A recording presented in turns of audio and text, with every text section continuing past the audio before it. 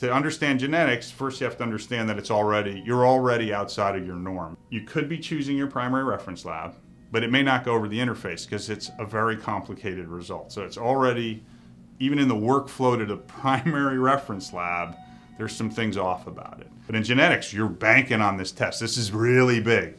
This is not a $50 test. It's a $5,000 test. So now it's big, you're outside of your workflow, you're not used to working with the labs that do it, and then you send it out there and you hope.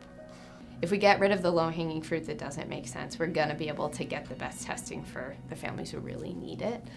There are hard decisions, and I wish everyone could just have the test, and they can't, So, and I say that a lot. I say that to the families and the docs all the time. I'm like, I know if it was free, we would all get it, but we just can't. A product like GeneConnect is valuable for a variety of reasons. I think one way to look at GeneConnect is from the start of the order to the completion of the result and where it's valuable along the way. So first, you got to find a lab.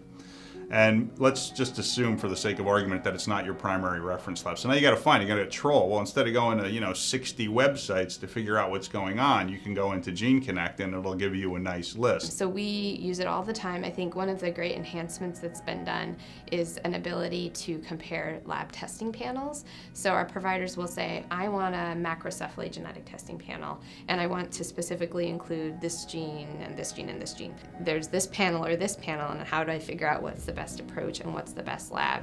And so I think a tool like GeneConnect helps me to be able to quickly figure out what my options are and compare them, which a couple years ago it may not have been as necessary, but now it really is necessary, especially because of the fact that there's new stuff all the time. The selection it helps with, the order it helps with, the resulting it helps with. Now it's back in the lab, and now you want to do analysis. And that's where GeneConnect I think is most powerful, at least at my level as a lab director, because I'm not going to order tests and I'm not going to call a person in the lab, but I am going to look at the sendouts to see where they're going, how much we're spending, and it really helps review the labs that you're sending to.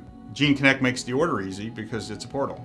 Seattle Children's and Plugs is really trying to help provide an overall solution to just getting started in utilization management. And so what Plugs is trying to do is give you templates and procedures and an approach to doing that well. And then what I love about NextGxDx is that you come in with a really nice complementary product as a tool to help us do that.